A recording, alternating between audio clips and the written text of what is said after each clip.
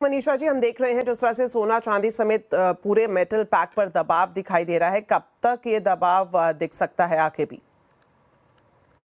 जहां तक मेटल्स की बात है, एक मुनाफा वसूली यहां पर इसलिए देखने को मिली है क्योंकि डॉलर इंडेक्स अब वापस 100 के ऊपर आता हुआ नजर आया है।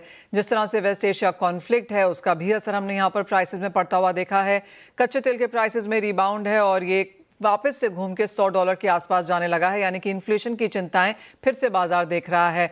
और तीसरी बड़ी बात यहां पर इस चीज को लेकर है कि यूएस का जो non farm payroll data Friday को आया वो एक्सपेक्टेशन से काफी बेहतर था और उस वजह से अब 70% की प्रोबेबिलिटी बन चुकी है कि एक इंटरेस्ट रेट हाइक हम यूएस की तरफ से दिसंबर के महीने में शायद आता हुआ देखेंगे। तो इन सारे फैक्टर्स का असर हमने मेटल्स पे आता हुआ देखा।